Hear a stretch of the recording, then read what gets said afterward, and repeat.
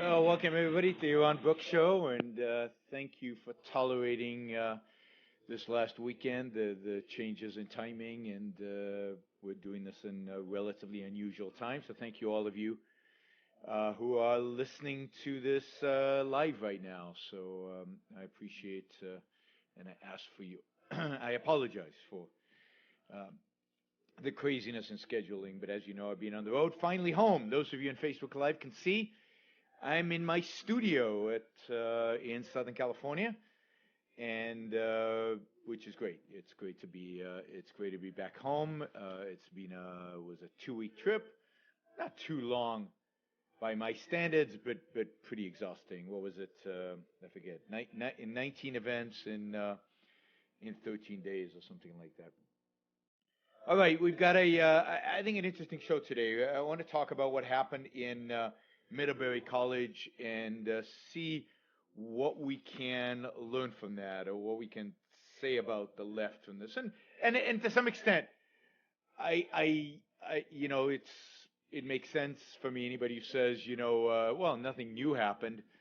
Um, this has been going on for years and really for decades to some extent. And speakers have been canceled, and protests and riots in Berkeley and so on. But I think maybe Middlebury is a wake-up call for some people. We'll see. I mean, a lot of the people writing about what happened in Middlebury were from the left, which we will talk about. People from the left who were critical of the students who protested in Middlebury and shut down Charles Murray and did not allow him to speak. But we'll get into the details there. And to some extent, absolutely, this has been going on for a long time. And I think some of the commentary after Middlebury is interesting in reflecting what is actually going on in American universities today and in the minds. They don't have any minds. What am I talking about? In the in the emotional lives of some of these students. So we will delve into that, and that's why I subtitled the show today, "The Age of Feelings." The Age of Feelings. So definitely to contrast this with the age of reason and where we are today relative to the age of reason. So. What happened? What happened in Middlebury? I don't know if some of you might not be up on your news, but what happened in Middlebury is that a small conservative, small because there are not that many conservatives on campus, right?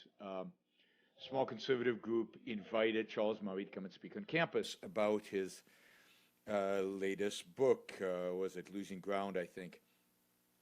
And there was some indication that there was going to be trouble, but the university obviously was not really prepared for it and did not really do anything substantial to stop the trouble, and the trouble got completely out of hand. And it started out with the fact that for half an hour, the student chanted and yelled and refused to let Charles Murray even speak.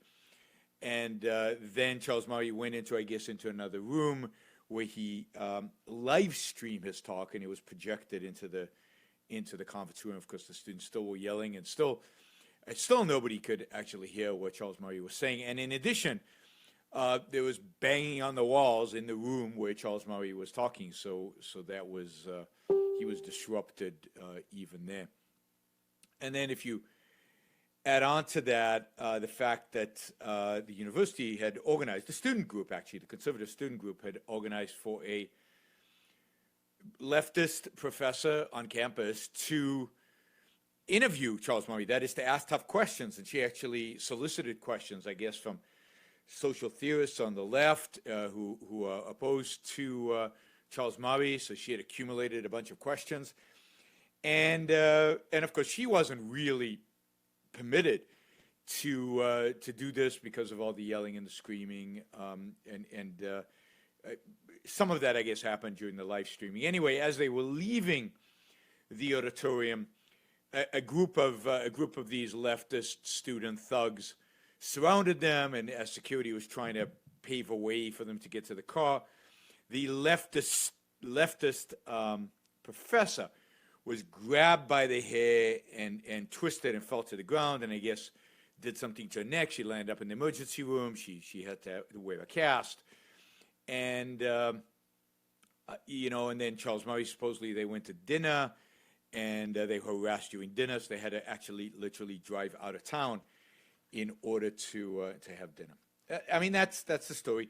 Charles Murray, in his description of the whole affair, is very, very, Charles is generally, I've met him and talked to him, and he's generally kind of a nice guy. And he has a very nice, kind of appeasing description of this whole event, where he describes the administration as very friendly and supportive and the best friends now and everything. But if you actually look at what the administration did, and you can actually, there's YouTube video of the whole thing, or at least the whole stuff in the auditorium. I don't know if there's video of the outside when they did damage to this professor's neck, but there's definitely footage of what was going on in the auditorium, and you can actually hear the administrators. So before Charles Murray even spoke, I guess vice chancellor and then the president of the university spoke, and they were so mealy-mouthed, and they all said, look, we don't agree with Charles Murray, we don't like Charles Murray, we really think some of Charles Murray's views are abhorrent, but you should let him talk. And it was very, very, very, no strong moral stand on behalf of the administrators of Middlebury College on behalf of freedom of speech at all. It was very timid. It was very, very weak. So, surprise, surprise, I guess, right? And so now let's talk a little bit about Charles Murray and why these protests about Charles Murray. Why were they there protesting Charles Murray? I mean, I don't know how many of you know Charles Murray, but Charles is a scholar at the American Enterprise Institute, has been a scholar at the American Enterprise Institute, I don't know, for 30 years probably, since the 1980s, or maybe even the late 1970s. Well, that's 40 years, 30 years? Anyway, I can't do math now. It's almost 40 years, so 30-something years probably. Charles he's written a lot of books. He calls himself a libertarian, although not exactly a libertarian. I've heard him speak several times. I've met him. He's not exactly a libertarian in a sense of, I shouldn't say that. There is no meaning to the term libertarian. Libertarianism is a big tent. Yeah, Charles, I guess, it belongs in that tent. He's not a free market guy in the sense of a pure free market advocate and champion of the free markets. So, so Charles has written many books. He's a real scholar. Agree with him, disagree with him. He's got significant research behind what he writes. He's thoughtful. He writes interesting things. Again, even when you disagree with him, he writes interesting stuff. And I disagree with a lot of what he writes. He's far too conservative. He's probably one of the most influential sociologists, I guess, studiers of society of the last 50 years in America. So, an interesting guy. In the bell curve, and this is why the protests were happening. In the bell curve, he has a chapter where he runs, IQs based on race, and he gives a graph, and the whole idea, partially the idea of the bell curve is that IQ is determined not just by environment, not just by education, not just by social standing, not just by the oppressive nature of capitalism, I guess, but also by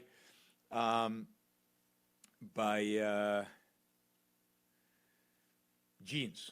And now, I've said this on many shows in the past, I'll say it again, I'm very skeptical of the value of IQ tests, and I'm very, very skeptical of this notion that it's driven by genes, and indeed, there was a lot of criticism of Charles Murray when the book came out, criticism by people like Thomas Sowell, also criticism by more thoughtful voices on the left, like the New Republic, that ran a whole symposium about Charles Murray's book, and there was a whole debate about it, and so on. So, huge debate about Charles Murray and the whole IQ thing.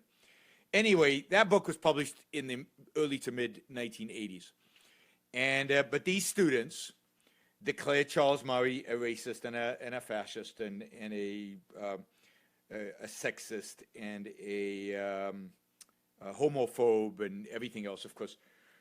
None of the evidence actually in the bell curve suggests IQ differences between men and women. Again, according to Charles Murray, I'm skeptical of the whole field. And he's pro-gay marriage. So, you know, what's going on here? So, in other words, they accused him of stuff that he doesn't even believe in. It doesn't even come close to believing in, not even similar to what he believes in. But when has that ever stopped the left, right? You don't need to actually read the book to criticize that, a book. We know that because they criticize Ayn Rand all the time, and we know they almost never read Ayn Rand. So it's kind of pretty typical of the left. All right, so sorry, I'm playing a little bit with my Mevo camera and Facebook. Camera, for those of you in Facebook, by the way, the camera's kind of automatic. It zooms in, it zooms out, it moves around a little bit just to give it a little bit of a handheld feel to it. But it's actually all automatic. I have no control of it. Or at least I think I have no control of it. Maybe I do. Who knows? We'll see. So I think what's interesting, so this is kind of par for the course. Now, I think that what makes this event more striking than many of the other events is the fact that Charles Murray is a scholar, the fact that Charles Murray is well respected. Even people on the left respect Murray. I mean, they don't like everything he says, they criticize him, but generally he is a respected academic. He's not academic so much as a respected public intellectual. People disagree with him on a bunch of stuff, but he's not like, let's say, somebody like Milo, who is just offensive for the sake of being offensive. Now, Charles Murray, Milo have the same right to free speech, but the point is that Charles Murray is a real intellectual versus Milo is just a grenade thrower, just there for the sake of attention, right? And look, I'm not, so fundamental difference between the two. And by the way, I'm not going to get into a discussion of IQ and the bell curve. Not the purpose of the show, and I don't believe any of that stuff is worthy of too much discussion, and I've discussed it in the past. A lot of nonsense. I'm much more interested today in really discussing the ideology and the motivation of the left and what's driving them. And I came across this new name for an ideology, so that's kind of scary and weird. But I want to broaden it to what is really going on here, both left and right, because as you can imagine, I'm not going to spend the whole time just criticizing the left. We're going to criticize the right as well. But what's uniform? What is common to the students in Middlebury and to the Trump administration? So I'm going to leave that out in the open there. What is common to the Middlebury students who protested and shut this event down, and to Donald Trump? But let's get back to this. One of the things that Middlebury's done, because I think it was so stark and because it wasn't a Milo-type character, it was actually somebody respectable, is that it's brought out what I would consider the better leftists, the better liberals, or the people who are generally on the left side of the political spectrum, for whatever it's worth, for whatever the spectrum worth, not much at all. But these are people who are still hold on to certain liberal, i.e. leftist ideas, but also have not given up on reason. So there's a class of leftists who try to hold to both. Now, they're not consistent because a lot of what they hold is anti-reason and so on, but at least they have the pretense. They present themselves as men of reason. This is more of the old left, or the remnants, the remnants of the old left. And one of these guys is Andrew Sullivan, who if you read a lot, he's out there a lot. I think this was published in New York Magazine. Yes, so this article was published in New York Magazine, where he publishes regularly, but he writes a lot for kind of the mainstream, more respectable, the Atlantic Magazine and places like that are left of center, but not crazy left, and still hold on to what they consider a remnant of reason, a remnant of rationality. And what Sullivan has done is he's actually watched the 40 minutes of video, it seems, from this event, and actually analyzes it in an excellent article in New York Magazine on March 10th. So I highly recommend this article. I'm going to read segments from it. This is the left criticizing the left, and much better, much more thorough, much deeper than I think you find on the right. So the left is more intellectual. What can we do? And so this is on March 10th, a few days after the disruption of the lecture, which actually happened on March 2nd. And Andrew Sullivan's watched the entire 40 minutes, and he's analyzing it. And he's trying to analyze kind of the ideology, which is interesting, right? Which is the way objectivism usually approaches this, and the way the right almost never approaches it. But he's trying to actually identify the driving ideology of these leftist students. And he's watching this, and as you watch the video, you'll see, well, I don't expect you guys to watch it, but those of you who watch the video, you'll see that there are interviews with the students, and the students expressing themselves as to why they are protesting, why they're silencing, why they think it's all okay. And he, and what Sullivan is identifying here is they're all kind of using this new idea of intersectionality. Yeah, I think that's right. Intersectionality. So I think you've probably never heard of this before, but it is a intersectionality is the term. And this is how Andrew, so they are accusing Murray of being basically a white male who, by his very presence on campus, and by the very fact that he once wrote a book called The Bell Curve and argued for certain things that I think are wrong. And, first of all, Murray's no racist. I've spent some time with Murray, and Murray is not what the alt-right calls a race realist, in the sense that he thinks that white people are smarter and superior in some ways to other races. That's complete nonsense, and it's complete misreading of Murray, and it's not what he stands for. Although I know people have misinterpreted his stuff for that, and to the extent that he does stand for that, he's wrong. It's complete nonsense. But Murray's an incredibly, he's an incredibly smart guy, and these students are criticizing him for being male.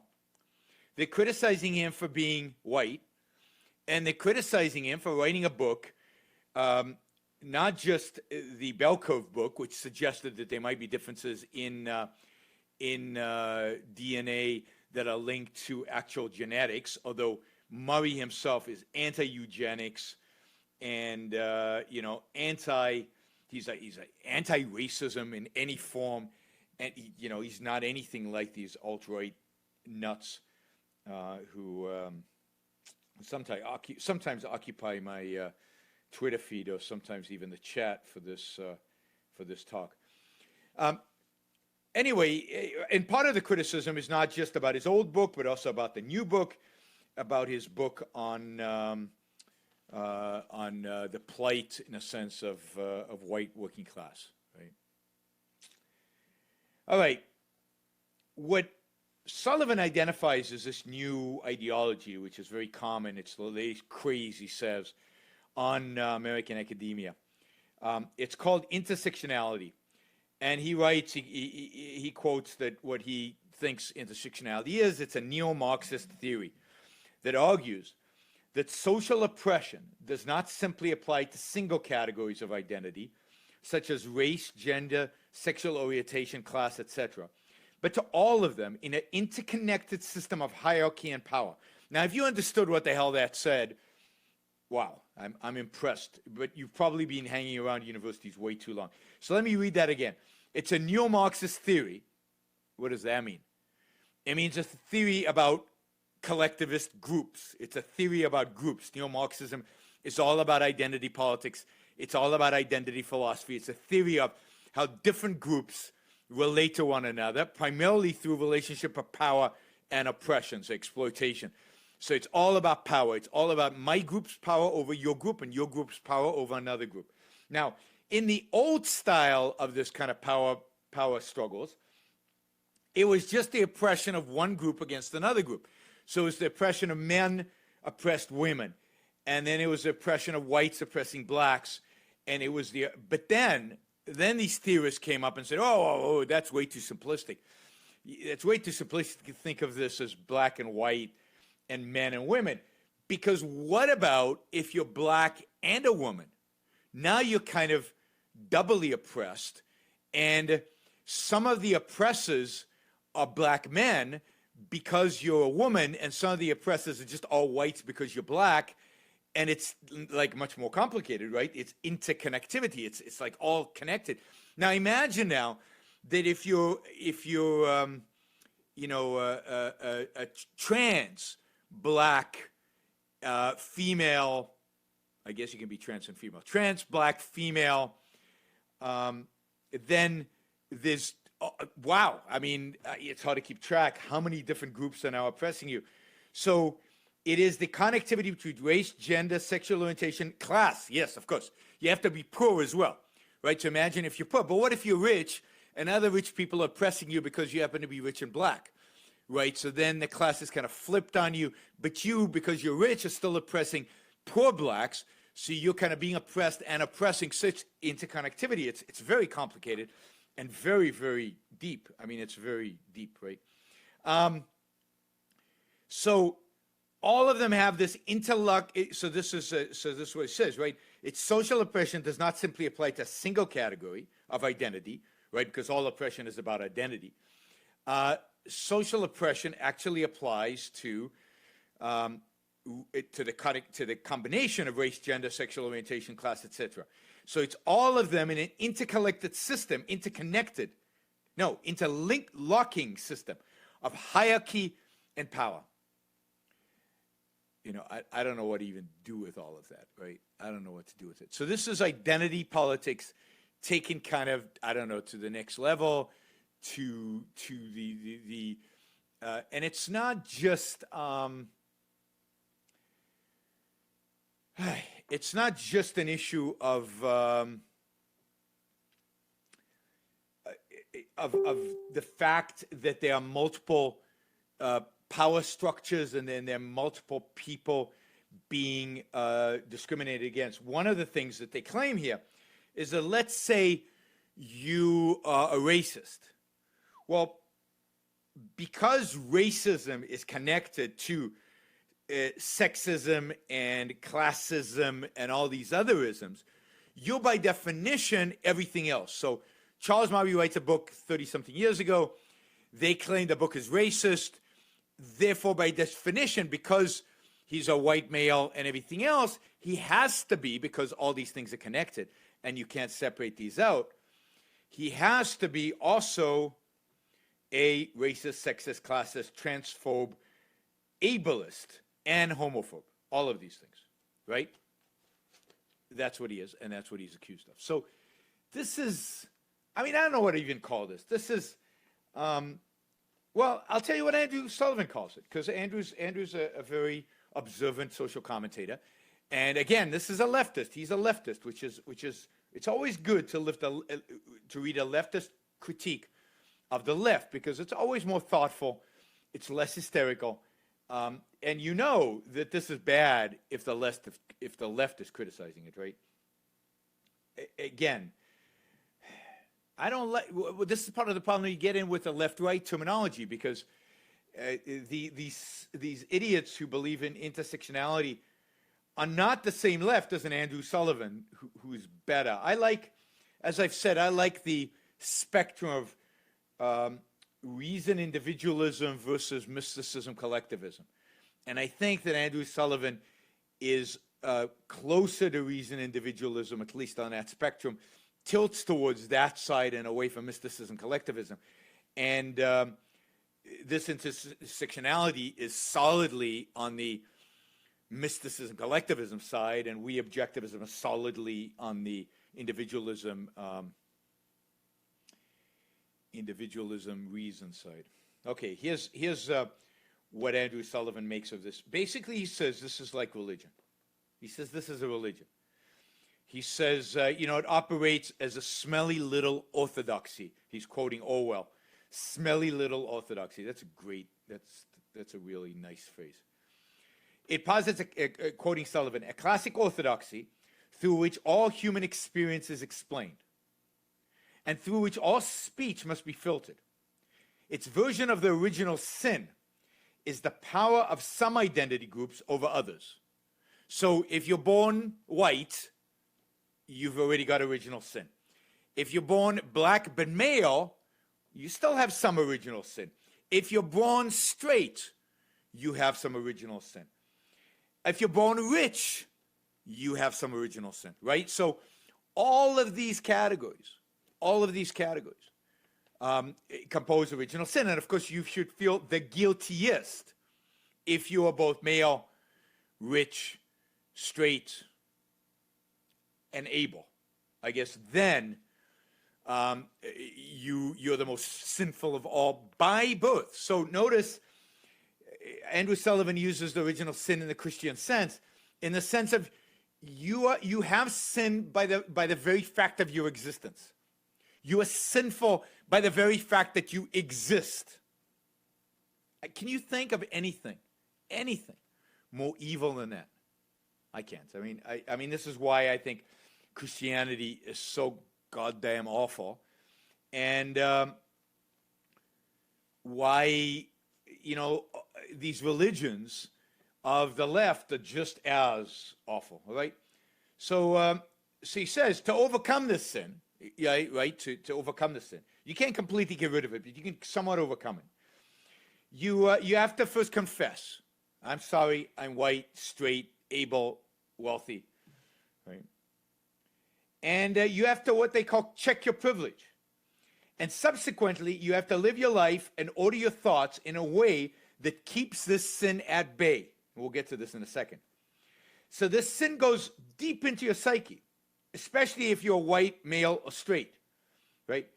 And you have to really, really, really try. You have to really work on this. So I'll give you an example. There's this list going on. Let me find it. Oh, yeah. 10 ways you can actively reject your white privilege. So this is a way. These are 10 things you can do to, I guess, to check your privilege, to confess, to be on best behavior. But you'll notice through this that you cannot get rid of the original sin, right? Just like in Christianity, you are a sinner by the very fact that you are born. You are a sinner by the very fact that you are white, right? So here are the 10, right? And I don't even know what most of these mean. So some of you younger folks who maybe have been to university and maybe have been educated in this culture of identity politics can explain these to me at some point. But here are the 10. I got these I got this from Ben Shapiro, but I guess this is on Twitter. 10 ways you can actively reject your white privilege. But this is real. I mean, this is something going around and being shared seriously, not as a joke, right? Right. Yeah. So here it goes. 1, take up minimal space during anti-racism dialogues and protests. What does that mean? That means, I guess, because you're white, you can't be too present. You can't be too visible in these anti-racism things. Because you know what? You're racist deep down because you're white. So don't pretend. Don't put on too many airs. Let the truly oppressed do the protesting. You don't do it. Let the truly oppressed do the protesting. 2, stop contributing to gentrification, right? Stop contributing to gentrification and calling it urban development. So, in other words, don't improve neighborhoods, don't raise the socioeconomic status of those, don't improve on them, don't bring back jobs to the inner cities. God forbid, you should work to gentrify, and that's horrible. You want to leave people. You don't want to. You want to leave people to their misery. Okay. 3, listen when people call you on your microaggressions. That's right, right? Because you all microaggress. You microaggress by the very fact that you're a white male, straight, or whatever, one of the above, rich, successful, ableist. Ableism is one of these things here, right? 4, never invite people of color to the table for the sake of claiming diversity. Now, this is the only one of all 10 that I agree with. Absolutely. You should never invite anybody to your table for the sake of claiming anything. You should invite people to your table because you find them interesting and you want to chat with them. You should invite people to the table because you think you'd enjoy their company. All right, so I agree with 1. All right. 5, refrain from using your non-white friends as your urban dictionary. Like, don't turn to your black friend and say, what does that rap lyric mean? I guess that's what it means. I don't know.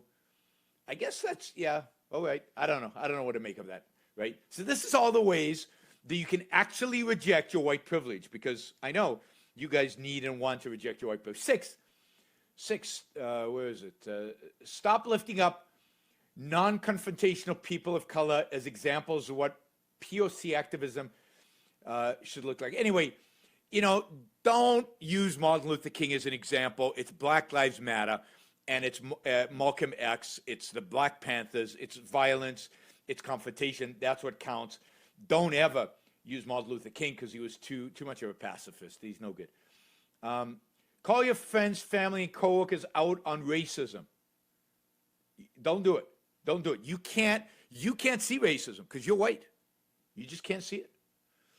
8, understand that all anti-racism work doesn't look the same, and advocate accordingly. Again, I don't know what that means. Realize that all discussions about race aren't for you, and be okay with that. Yeah, so, there's certain topics, there's certain discussions that that are just not for you. You can't relate to them because you're white. You're white. Now, I don't know what you do with people who are white and Jewish. I don't know. Holocaust survivors, people like that. I guess they can't relate. They can't relate to racism. Finally, drum roll. I need special effects on this show. Drum roll. Whatever. Right? Recognize that you're still racist no matter what. That's it. That's it. Now, let me just say something, because there's somebody in the chat who's pissing me off. People who are proud of being white are as racist as these idiots. There's no difference. There's no difference between people who call out, demand from you your white privilege, and people who are proud because they happen to have the same color skin as Newton and John Locke, right? You don't share in any of those achievements. You have earned 0 of their achievements. You have done nothing to be proud of their achievements. You are not representative of Aristotle or anybody else because you have the same color skin as those other people. It's just as disgusting to talk about white pride as to talk about so-called white privilege. I mean, both sides of this coin are collectivist, racist, disgusting human beings. It's racism. And racism, as Ayn Rand clearly said, is the most primitive form of collectivism. And you know what she thought about collectivism. I don't need to repeat what Ayn Rand thought about collectivism. It was evil, evil, evil. All right. So this is the point Sullivan's making, right? You have to go through the checklist. You have to check your privilege. You have to do all these things. And at the end of the day, you're still sinful. At the end of the day, you're still a racist. At the end of the day, nothing you do can eradicate the fact that you were born in sin. All right? And as Sullivan says, the sin goes so deep into your psyche, especially if you're white or male or straight, that a profound conversion is required. And I would add, and you're still going to be sinful no matter what you try to do. Right. Now, he continues, right? And he continues on this religious theme, which I think is fantastic because he's absolutely right. These religionists are, these leftists are religionists. But they have the characteristics of religion, but they are like what Leonard Peikoff called completely disintegrated nihilists. But they view, the way they address their nihilism is in a religious manner. Like the Puritans once familiar in New England, this is Sullivan, intersectionality controls language and the very terms of discourse. It enforces manners. It has an idea of virtue and is obsessed by upholding it. The saints, who are the saints? Again, this is Christianity. Who are the saints? The saints are the most oppressed who nonetheless resist, right? So just like in Christianity, where when I was traveling all over giving talks about capitalism and egoism versus altruism, and I always say in my talks, have you ever seen a painting of a happy saint? Have you ever seen a painting of a saint smiling? No, because the whole point of sainthood, the whole point of morality, the whole point of the morality of altruism is to suffer. Is to suffer. So these people, revere the suffering. That is what virtue consists of. That's what sainthood is. And of course, the resistance. The saints are usually suffering with lots of arrows in them because they've resisted. The sinners are categorized into various ascending categories of demographic damnation, like something out of Dante. Now notice how similar these intersectionalists are with white supremacists and white racists, right? It's exactly the same thing, right? They have the same demographic categories. They affiliate with certain demographic categories. They have original sin. The original sin is in your genes. It's how you're born. Christianity, white supremacy, and here we go. These identity politics, crazy, nutty leftists, right? All on the same. And this is again my point. There's no left-right. They're all on that segment of the political spectrum called mysticism and collectivism. Mysticism and collectivism, suffering equals good. Altruism, therefore, is part of that ideology. It's all there. Mysticism, altruism, collectivism, an exact opposite of the side of our spectrum. And then there's these better lefties, if you call them that, who are somewhere away from these crazy nuts, but not where we are, obviously, somewhere along the spectrum.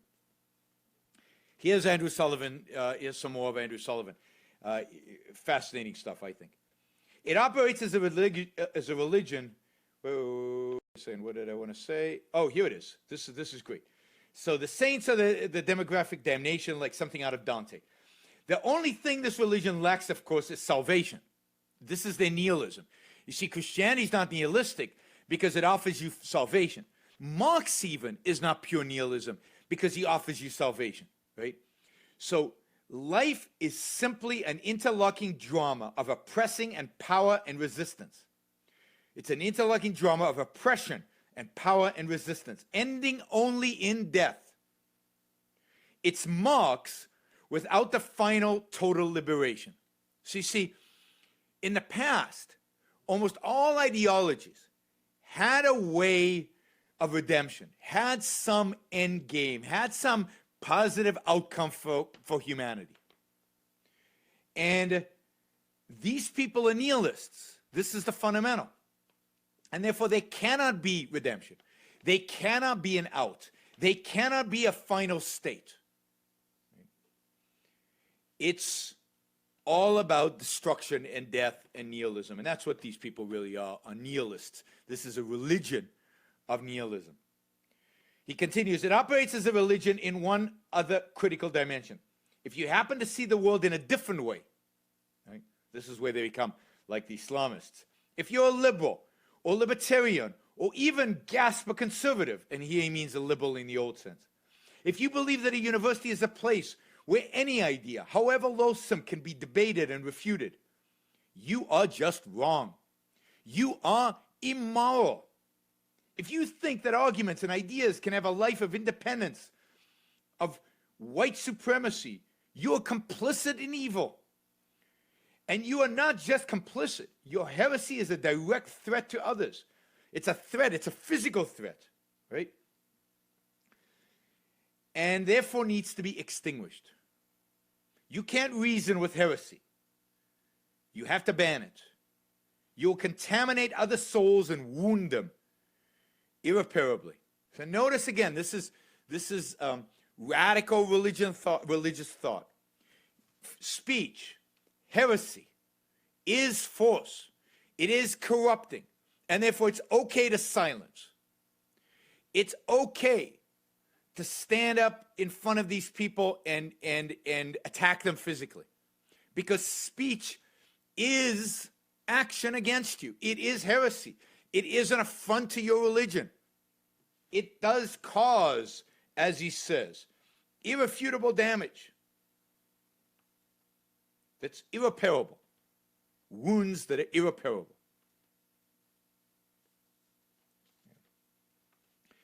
So, quite something,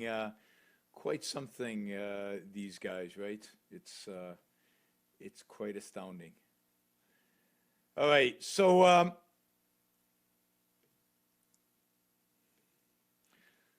let's see.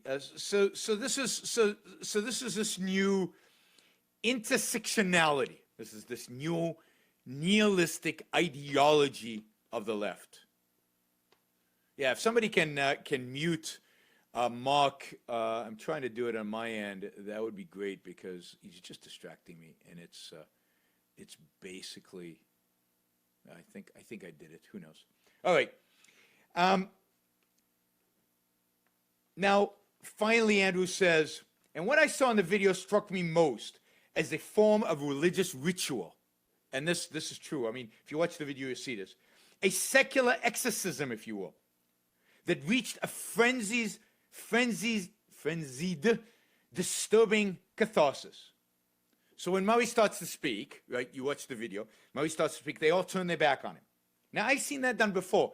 It was done to John Lewis at a university in Virginia. I can't remember which university. John Lewis, the objectivist speaker who passed away a few years ago, spoke, and he was speaking about foreign policy, and all these people got up and they turned his back to him. The difference is that here, they turned their back, and then they started chanting in unison from a sheet of paper prepared in advance. And this is what it says. Quote, "This is not respectful discourse or a debate about free speech. These are not ideas that can be fairly debated.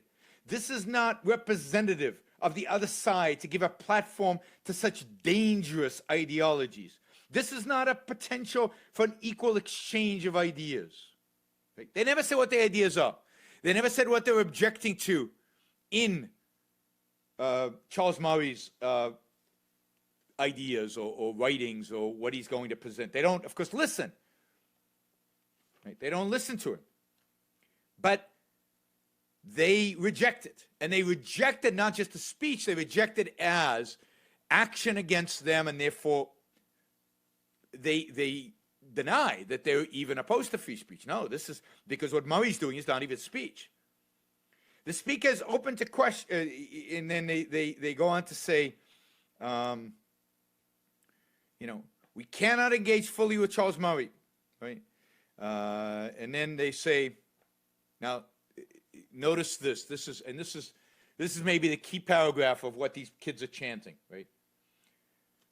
This is amazing, right? But this is the left. This is the left's ideology. Science has always been used to legitimize racism, sexism, classism, transphobia, ableism, and homophobia, as veiled as rational and fact, and supported by the government and state. In this world today, there is little that is true fact. All right? So they're saying science Science is used by the people in power. Science is used to delegitimize the oppressed. Science is used by the powerful to repress us, and therefore we reject science, and we reject those who use science. And indeed, we reject fact. Now, wow. You know, it's one thing for them to shut down free speech.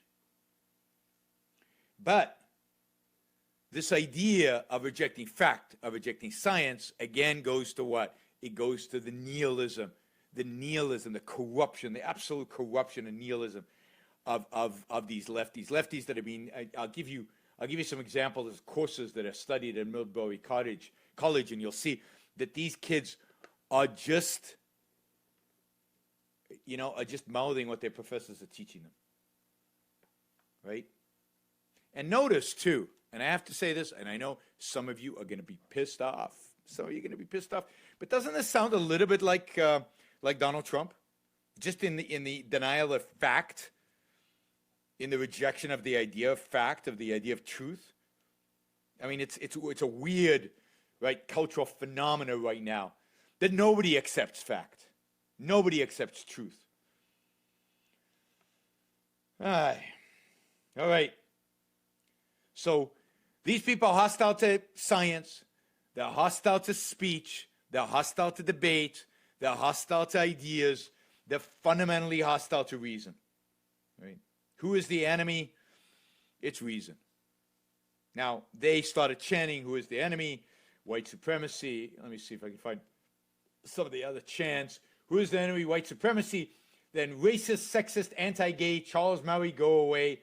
Your message is hatred. We cannot tolerate it. Middlebury says no way. Charles Murray, go away. Hey, hey, ho, ho. Charles Murray has to go. Black Lives Matter. All right? That's how they silenced Charles Murray. And then they expel the heretic, right? They expel him out completely. And, again, this is Charles Murray, who's no sexist, no racist, no anti-gay. He was for gay marriage. He got a lot of flack from his conservative friends for being pro-gay marriage. Doesn't matter. Interconnectivity, as soon as you commit one particular sin, in this case, being born white, being born male, being successful, and of course writing something objectionable like the bell curve, that's it. You're wiped out. You don't count anymore. You are silenced. You are silenced. All right. So, for these kids, as Andrew Sullivan says, reason and empirical debate don't exist. Doesn't matter anymore. Right? He says universities used to be or should be the sanctuary cities of reason. Isn't that cool to hear somebody talk about sanctuary cities of reason? I like that. That's what universities are. Used to be. But here reason has been, in my words, subjugated to pure emotion, to pure feelings. We live in the age of feelings. This is the whole microaggression. This is the whole, trigger warnings, the whole crusade against free speech. Can't be offended. You can't discuss, you can't debate. There's certain ideas that can't be listened to and can't be heard. This is this ridiculous, what was it again? Intersectionality. Right? Now, listen to some courses. These are some courses that are being taught at Middlebury College. I think Ayn Rand would have put these in the horror files. Right? Now it's disappeared on me. Let me find it 1 second. It's on here on the, oh, there it is. 5 courses. Okay, 5 courses. These are 5 courses that somebody obviously on the right pulled out. Somebody from AEI pulled this out. This is on Daily Wire. Okay, so there's a course on feminist blogging. Feminist blogging, right? Because it's different than other blogging, right?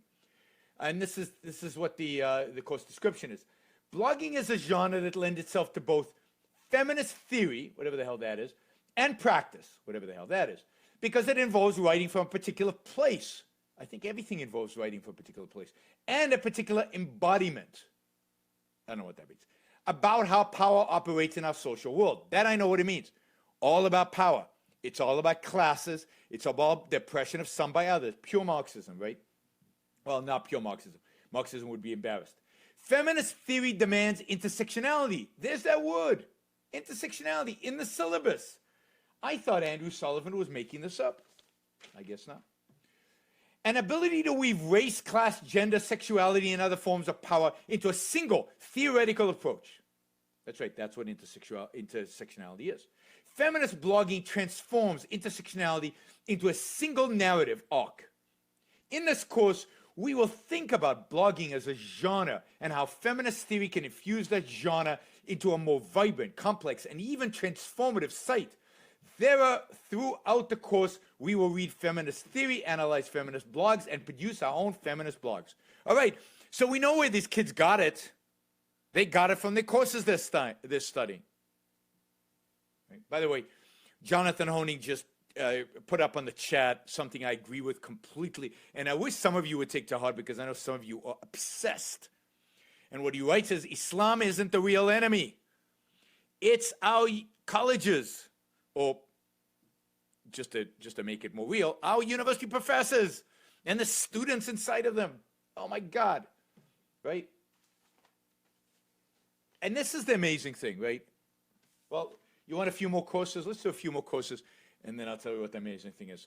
The second course I didn't get, it's called The Quran and the Feminist Subject, and the course descriptions actually seemed reasonable to me, so maybe that's just me. There's a course at Middlebury College called, I need special effects. I need like a drum roll. I need like a trumpet playing now, right? It's called White People. And maybe some of you white supremacists who listen to the show can go and attend this course, right? Because listen to this. And this is how all these things play out. It's just unbelievable. White people are often invisible when it comes to having a race. We're invisible, right? In this course, we will begin by considering the formation of whiteness in post-Civil War America. We will read histories of whiteness, such as Grace Elizabeth Hale's Making Whiteness, as well as consider important milestones in whiteness, from the films Birth of Nation and Gone with the Wind to the blog, quote, What White People Like. Can you imagine a blog called What White People Like? What the hell? What is that? How does that work? What do white people like? Finally, we will use essays, blogs, photographs, and videos to make white people in Middlebury visible by documenting how they represent themselves through language, dress, and rituals. Now, this is like the horror file that Ayn Rand kept on steroids. Oh, here's a better one. I mean, it just gets better. Right? I can't even do this. All right, this one's called Queering Food, Race, Place, and Social Justice. In this course, we will examine food studies. Did you know there was such a thing as food studies? How can there be such a thing as food studies? We study food as a political thing. All right, we examine food studies, politics, and movements through the lens of queer, feminist, and critical theory. I wonder if I could buy a queer lens. I'd like to buy a queer lens so I can see the world from a queer perspective. Quote it in parentheses, including work that centralizes gender, class, race, disability, sexuality, and place. Again, you can see all the quotes that these students mouth off straight out of the curriculum, straight out of the course descriptions in their syllabi. Unbelievable, right? In doing so, we will consider dominant and subaltern, I don't know what subaltern is, approaches to food, both within the U.S. and transnationally. Throughout, we will explore how critical theory can offer alternative conceptualizations of food politics and justice, as well as how an analysis of food might expand our understanding of embodied subjectivities and the various social structures that produce them. All right. I don't know. I'll give you extra credit or something if anybody can translate anything that I just said. And finally, and this is the core of it. This explains it all, right? feminist epistemologies. Right? Now we're talking. Now we're getting to the philosophical root. And this is exactly what I want to talk about, right? In recent years, feminist epistemologies such as feminist standpoint theories and feminist empirics have been extremely influential in developing social theory of knowledge. That's right. That's why none of these people have any knowledge, because these things have been influential. They have also served as a critical intellectual tool for feminist theorists trying to understand the connections between social relations of gender and the production of knowledge and ignorance. Ignorance, I get. In this course, we will investigate some of the major themes and challenges of feminist epistemologies and feminist philosophies of science. How is knowledge socially situated? How is knowledge socially situated? I don't think knowledge is socially situated anyway. Isn't it like knowledge is like individually situated? It's in your mind.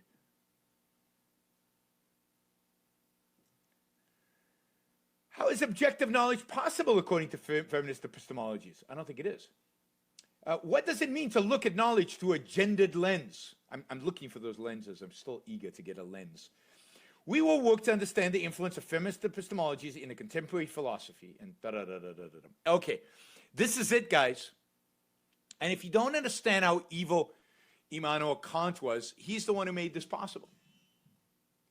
This idea that we all have our own reason, that this is all inside it, we all have our own lenses, that nobody sees reality, that there is no objectivity, because there is no objective reality. All there is your feminist experience of reality filtered through a feminist brain that perverts whatever you see, but it doesn't pervert it any different than a male.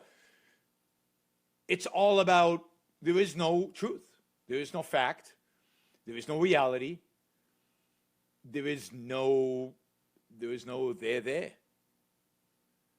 And this is what it boils down to. It boils down to the whole thing. Boils down to the denial of objectivity, the rejection of objective reality. So this is metaphysical and epistemological. It's the denial and rejection.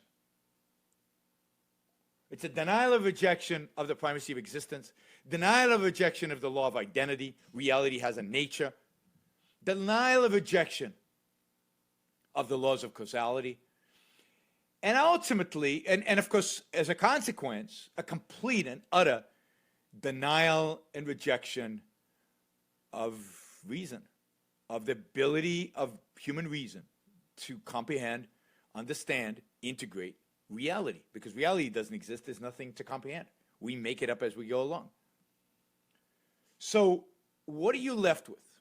Philosophically, what are you left with if reason is impotent? What are you left with? What are you left with if there's nothing but your senses are a lens that distorts reality?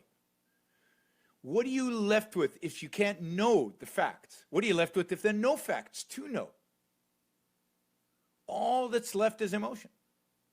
All that's left are feelings. That's it.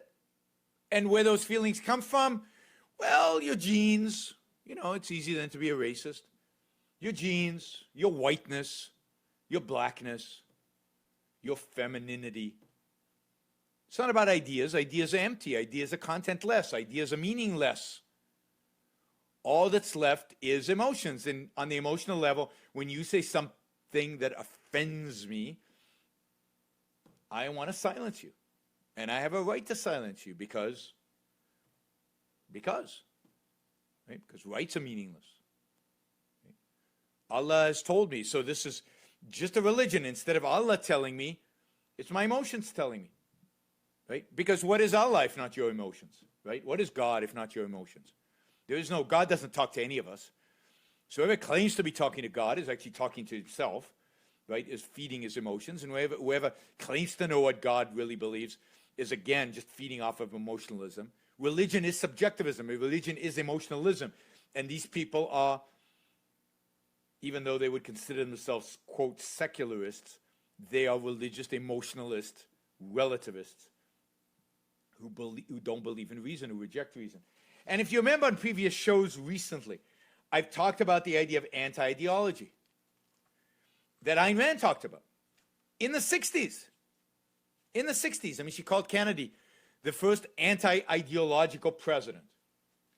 But I think what Rand would be shocked at today, would be horrified by today, because I think this is much worse than what it was back then, is that our universities have become anti-ideological. Our universities have become, it's not just that they become bad ideologically. This crap is not ideology. This crap is not ideas. This is anti-ideas, anti-cognition, I mean, this isn't even Marxism. Marxism was comprehensible. You could understand it. You could fight it. And again, it believed in redemption at the end of the day. This is pure and utter nihilism of the human mind. There is complete destruction. And while Ayn Rand thought in the 60s and 70s, my understanding is, she thought the content played out. We'd basically reached nihilism, it was over. And yet, it keeps on going, right? The breakup, the nihilism, the complete deterioration of any semblance of intellectuality, of knowledge, of fact, of truth. It's completely disintegrated. It's completely gone. Completely gone. This is pure, this is, yeah, somebody on Facebook, I think, wrote, this is pre-Socratic. This is like man in the dark ages wandering around and searching, having no clue what the world is about. This is primitivism at its worst. And this is the intellectual high ground. This is what people hold as knowledge. Now, luckily, I don't think yet this is what all of academia is, because I know there's better stuff in academia. I've been to academia. I spent a lot of time in universities, and there's a lot of better stuff. But particularly in the liberal arts colleges, particularly in the good, exclusive, so-called exclusive, and I'm sure Middlebury, you know, I think the tuition is like $64,322 a year, right, to go to this, to study this crap, right? I mean, this is what counts as academia today. Is there any surprise, though, that the backlash, that the rejection of this is what? Right? Is Donald Trump. Now, I know you guys are all going to get upset because I'm going to go after Donald Trump, but yeah, he's not going to get off easy here. Right? Because we have become, as a country, as a society, as a civilization, because this is true in the entire West. We're anti-ideological, we're anti-ideas, we're anti-principles, we're all about emotions and feelings. And we look at this stuff and we say, wait a minute, this is complete crap. This is nonsense. How can they do this? This isn't right. You know, all this identity politics and feminist nonsense. And most Americans look at this and they go, this is nonsense. But then what do they have to revert to? What is the truth? What are the ideas that counter this? Who out there in the world is defending reason? Who out there in the world is defending individualism? Nobody. So if all I see is feminist blogging and white this and identity that and black this and black that, then the counter to all that is, well, wait a minute. I'm white. And I don't give a damn about all this other stuff. And I'm a male. And I like being a man. And I don't give a... So it's an emotional response from the other side. And I don't buy this socialist nonsense and, you know, and I am going to use my emotions to defend the things that I feel right about. I'm an American, goddammit. And I'm going to defend America. I'm going to put America first. And what you get is the same emotionality, the same irrationality, the same anti-ideology. But now, in the cause of what seems like something better, America. But it's the same view. Now I'm looking at it through, you know, a conservative lens, an American lens, or whatever the lens is. But it's pure emotionalism, pure, utter emotionalism. right? And this distrust of facts, distrust of data, I mean, which is coming out of the Trump administration. I mean, it's the same garbage as these leftists. We're not changed. I mean, these guys are more nihilistic. And I think the right, because it is in some ways less nihilistic, but it's the same philosophically. There's no fundamental difference. Think about what Trump's spokesman did this last week. Jobs data came out, and it was a good jobs number. I think it was 200 and something thousand.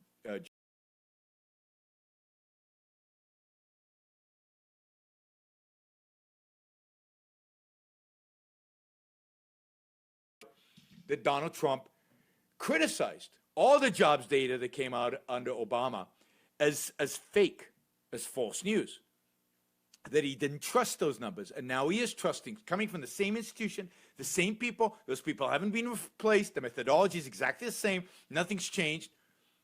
And now, Donald Trump's spokesman tells us, no, now the data's good. The data before wasn't good. Really? Really? The data's good because it's convenient for the data to be good. We truly live in an era where nobody cares about the truth. Nobody cares about what's really going on. This is the age of feeling. If I feel like, if the numbers support my feelings, if the numbers make me feel good, then they're good numbers. If the numbers make me feel bad, then they're bad numbers, and I don't want them, and I'll shut them down. You know, if the speaker says things that make me feel good, or it's not even that. If I suspect, if my feelings indicate that he might say something I won't like, then I'm not going to let him speak. It's not even that I hear him speak and then say, oh, I didn't like what you said. It's that I know in advance that I'm not going to like what he said. And therefore, in advance, I'm going to shut him down. I mean, we live in an insane world. In an utterly crazy, nutty, insane world. I mean, we are exactly at the opposite spectrum of the age of reason. You know, we're exactly at the opposite spectrum of the Enlightenment. And Rand saw it coming, but I don't think she thought it would get this bad. I think she thought we would have collapsed by now. I really think she thought we would have collapsed by now. If she'd seen all this stuff, she'd say, how does America still exist? How are you guys still alive? And I think to some extent we're still alive and we still exist because of her. Because I think she's had a mitigating positive influence on the culture that has allowed civilization to kind of, in the margins, continue slowly. But this culture is completely insane, completely nuts. And it's because of our universities. It's because of the leftist philosophies. And those of you who still believe in the American sense of life, maybe it's there, but that sense of life is an emotion.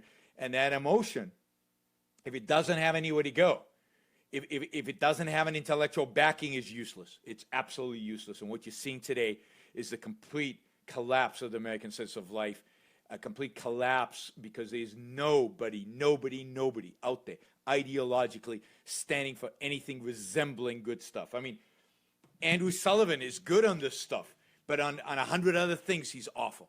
Right, but he's as good as it gets on the left, and then you have a few people on the right, but at the edges, this is all collapsing. Now, the only thing we can hope for is that better people will wake up and reject both this nihilism on campus and the emotionalism of the Trump administration and offer us something different and rally around something different. Maybe it's the classical liberalism of a Dave Rubin, but I'm just not convinced that it's there.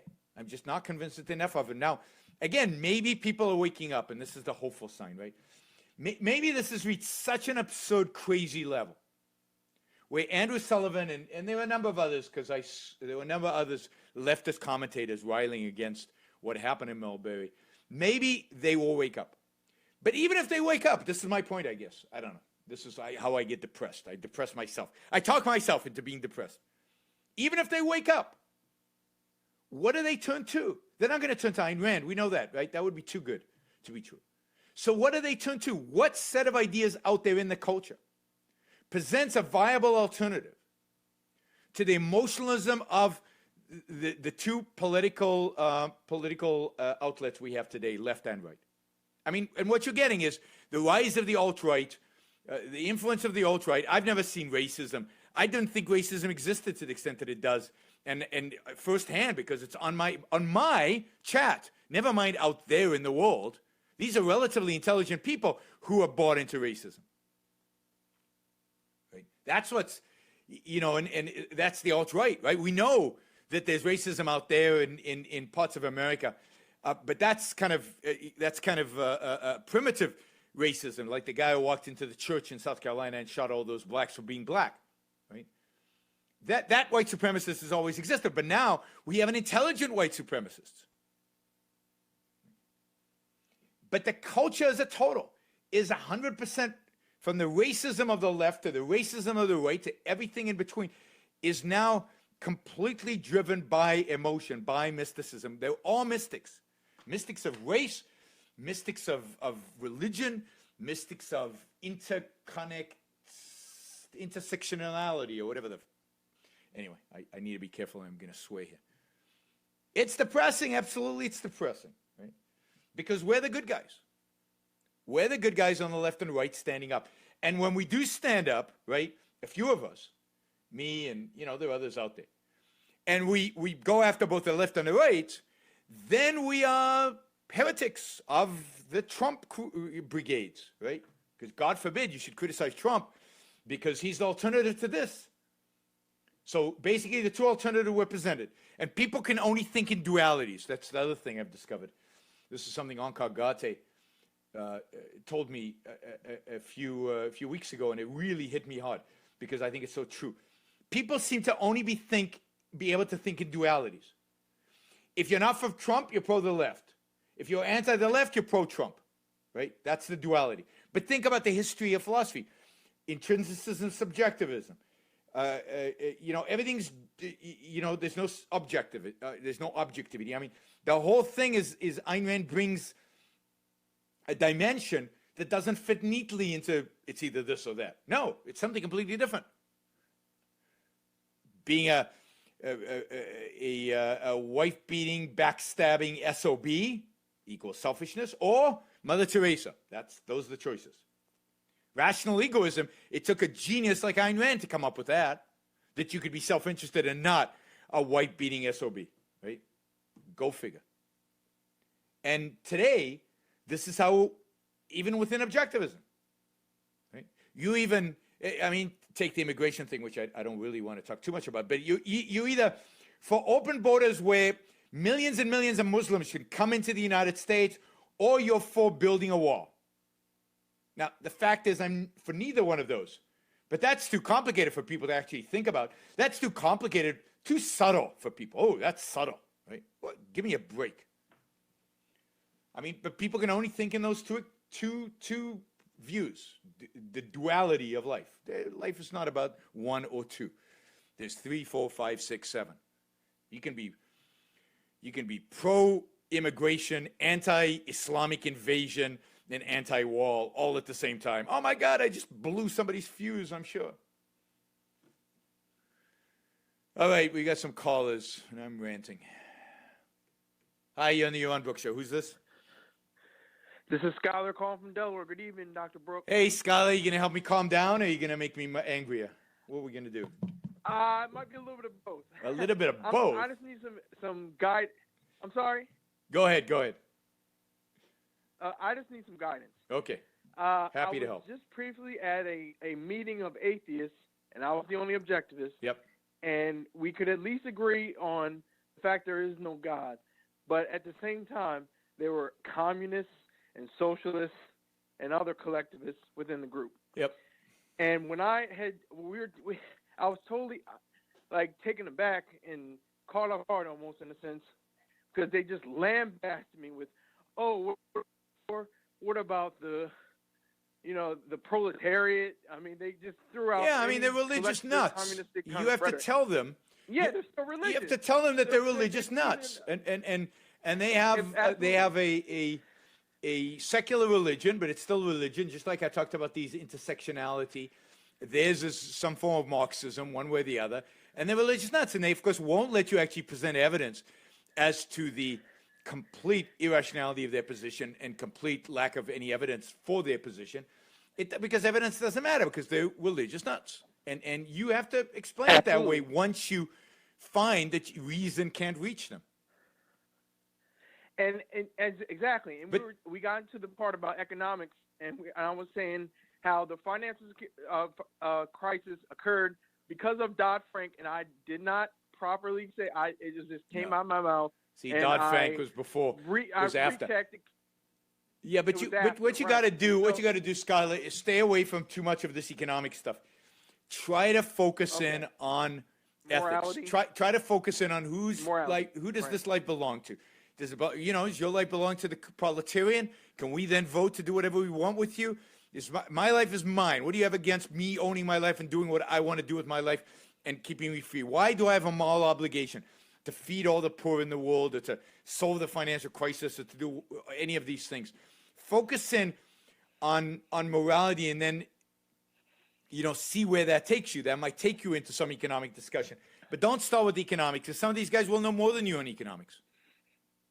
Absolutely. That's exactly. And they'll come up with information and crises you've never heard of and don't know what to do with.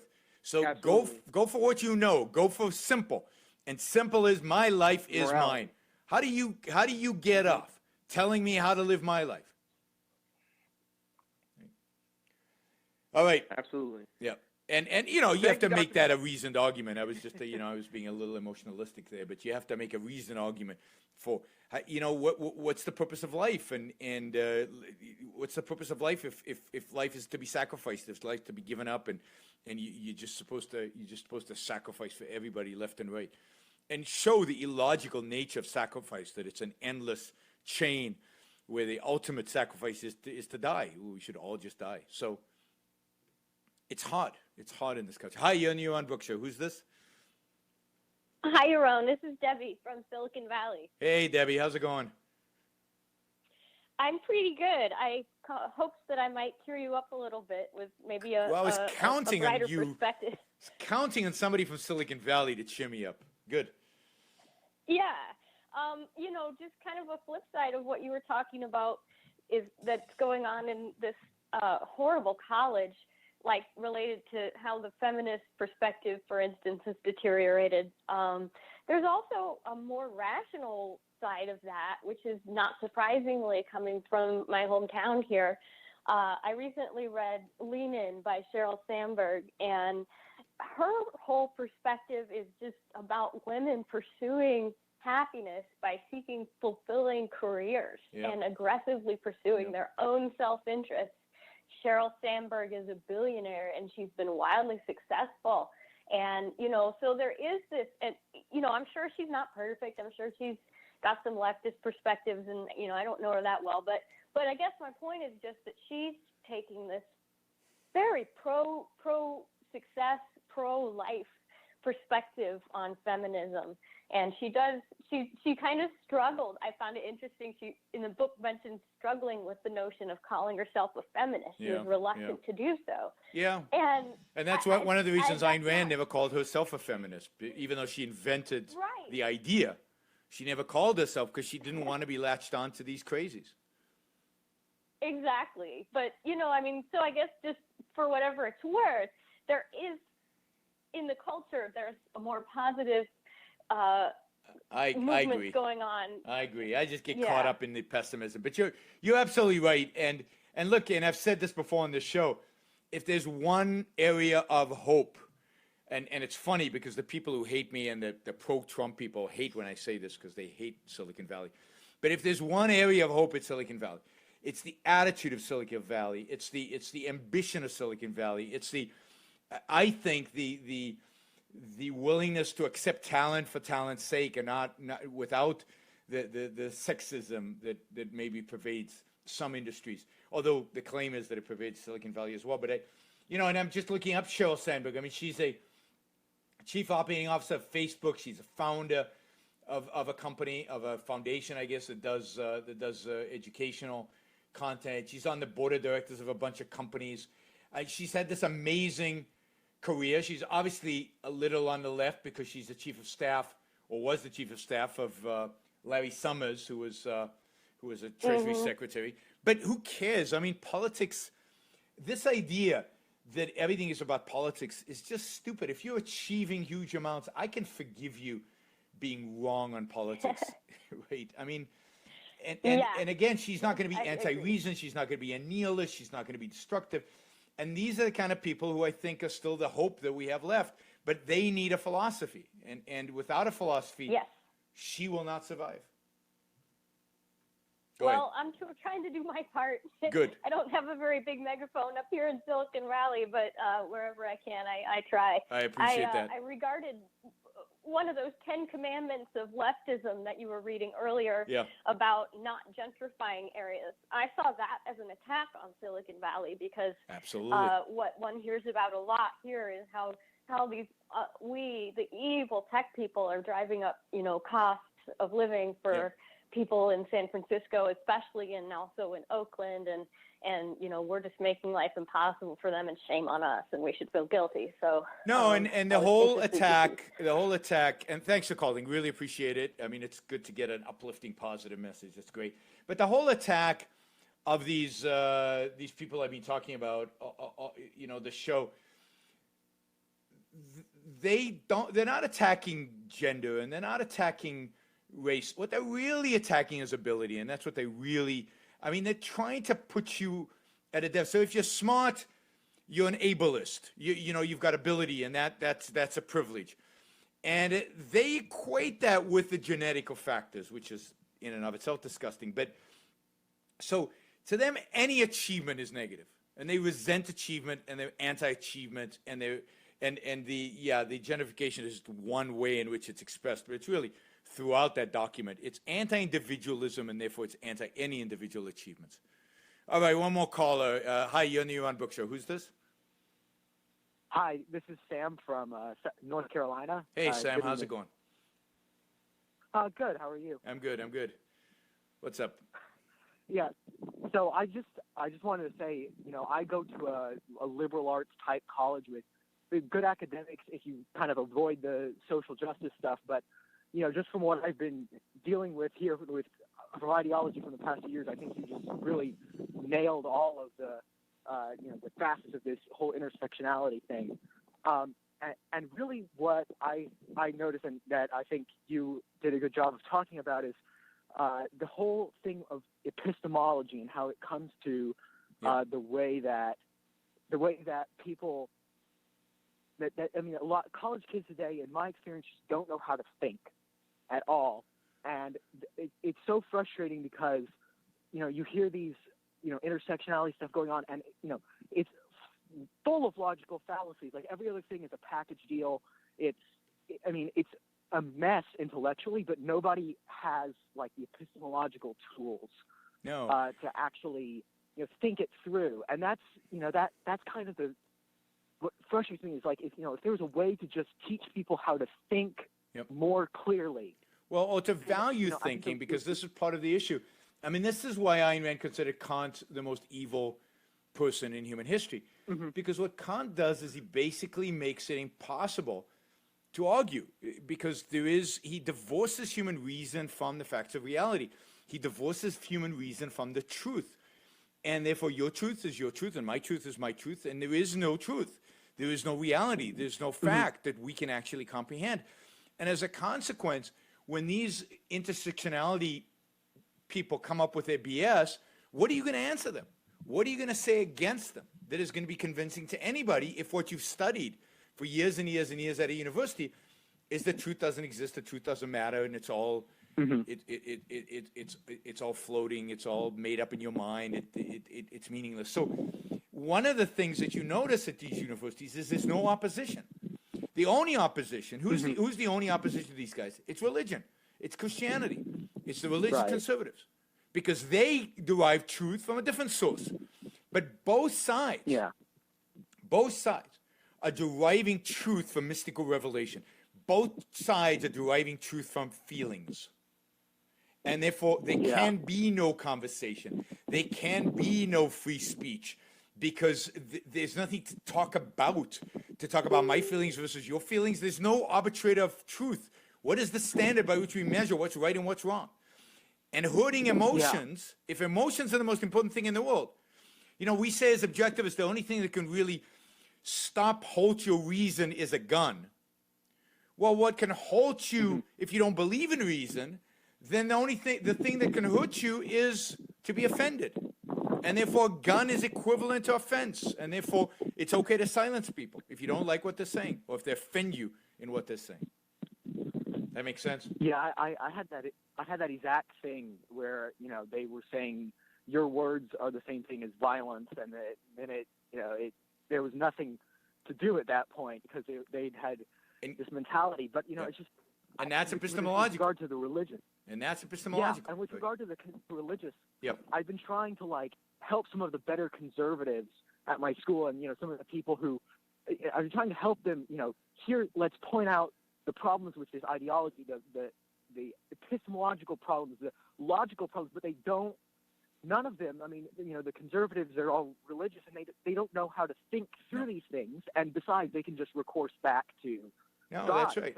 So they reject reason, but they reject it for something different than what the left does. And they're all, you know, all right, now you're depressing me again. Okay, thanks for calling. Sorry Appreciate it. Appreciate you talking. Okay, one more call, quick one, because I do want to make a movie recommendation. All right, you're in the Yaron Brook Show. Who's this? It's Mordecai. Hi, Mordecai. How are you? Good. I know you're pressed for time, and I wanted just to quickly get your take on, you know, what now is everyday anti-Semitism. You know, that maybe started on BDS stuff on campus, but now is synagogues being attacked. Synagogue right near me, the Loop Synagogue, was attacked, and the Hebrew schools. So obviously, if you could integrate that into is this something that's different than usual? Is it getting worse? Integrate it into kind of what's going on in the big I very much think it's getting worse because when you rely on emotions, particularly when you rely on the emotion of fear, and this is something that Donald Trump, I'm not blaming Donald Trump for the anti-Semitism, but the culture that produced Donald Trump is the same culture that produces anti-Semitism. When the primary emotion you're counting on is fear, and then it's always easier to blame whatever is going on, whatever problems there are, whatever troubles there are, on the other. And the other is often the Jews, because they are the other. They're different.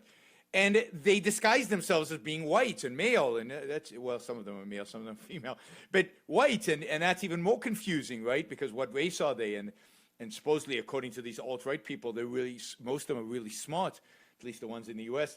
And so what do you do with all that? So I think once you go to emotion and you bring up fear and you blame people are looking for answers. Why are things so bad? They're beginning to be guided by these ancient ideas, these ancient emotions, these ancient directives of religion, of bad ideas to go after the other. And again, Donald Trump has others. To him, it's more the Mexicans and the Chinese and whatever. But and the elite, and of course the elite often is code word for Jews, because Jews are disproportionately part of the elite. They're university professors, and they're disproportionately people in the media, and they're disproportionately the intellectuals, and you can blame them for that. But so everybody's against them, right? So it's in an emotionalist culture. People of ability will suffer. People from tribes that have always been persecuted will suffer, whether they want to belong to the tribe or not, whether they recognize their membership in the tribe or not. They will suffer. Jews, even completely 100% assimilated Jews, suffered in Nazi Germany. It didn't matter whether you considered yourself a Jew. It mattered whether they considered you a Jew, and they considered you a Jew based on genetics, right? The same reason some of these crazy racists consider themselves white and consider themselves better because of their whiteness or whatever. Or why the left considers white people having privilege because of their genes. It's all the same mentality. The Nazis, the racists, the leftists, the Trumpists, the anti-Semites. It's this horrible mentality of emotion, emotion, emotion. And emotion cannot lead to anything but violence. Emotion cannot ultimately lead to anything but violence, because there's no way Ayn Rand explains this. There's no way to resolve disputes. There's nothing I can point to. There's no argument I can make. Arguments don't count. It's your emotion versus my emotion. And if it's your emotion versus my emotion, my only option is to silence you, is to shut you up, is to inflict force on you. That's why it's not an issue of free speech anymore, because nobody cares about free speech. They care about whether you're offending my emotion or not. And they don't get the difference between speech and action because it's not relevant in their world. In a world without reason, this is the point. I'll end with this philosophical point, and then I want to talk quickly about a movie, and I've run over time already.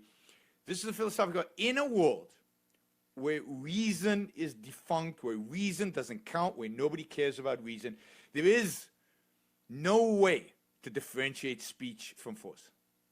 Speech from force is only differentiable by the standards of reason. And since reason is out, that difference is gone. All right, movie recommendation. Okay, now this is a movie that is unique. I don't know if it's a great movie. I mean, certainly it has flaws, and the critics hated this movie, and it has flaws. It has dramatic flaws. It's supposed to be a thriller, and it's not very exciting, and it's not very, it's not very suspenseful, and so there's there are real flaws in the movie. But this is what makes it special and unique and a must-see. It's one of the only movies ever made that criticizes Soviet Russia, that criticizes communism, and explicitly so, doesn't hide, right? That shows the destructiveness, the poverty, the spiritual decay, the inability to have relationships, the inability to trust one another, that is communism and that is the Soviet Union. Now, I'm not going to give too much away, but I'm going to say the movie has too much of a happy ending, because under communism, the ending could never happen. But it's Hollywood, so they had to have a happy ending. It's kind of Hollywood. I don't know who exactly made this movie, but it's related. It's related to. I guess it was made by Hollywood. It's also got now one of my favorite actors in it. What's his name? Tom Hardy. Tom Hardy's becoming one of my favorite actors. So the movie's called Child 44. Child 44, one word, or two words, doesn't matter. It was directed by a guy named Daniel Daniel Espinosa. And it's a thoroughly anti-communist movie. And that's almost never happens. You get like a million anti-Nazi movies, and I'm with it. I'm all for anti-Nazi movies. I think that's great. But here's an anti-commie movie, which never happens. So I'd say support the movie. And Tom Hardy's in it, and Gary Oldman, and Nomi Rapace, and it's great cast. Tom Hardy's excellent. Dramatically falls a little short, right? But hey, I'm for supporting any movie that goes up against communism and challenges communism. It shows communism decay. And again, too happy of an ending. And for somebody asked if I've seen Man in the High Castle, I haven't yet. I saw the first episode. I haven't seen the rest. So I'll let you know after I see that. Okay. Child 44 with directed by Daniel Espinosa and starring Tom Hardy, based on a book called Child 44 by Tom Rob Smith. I recommend it. Support the movie. Anti-communism. That's all great. And as you probably figured out, you've been listening to Yaron Brook Show. We'll see here. Oh, before I forget, tweet the show, Facebook the show, promote the show. Come on, guys.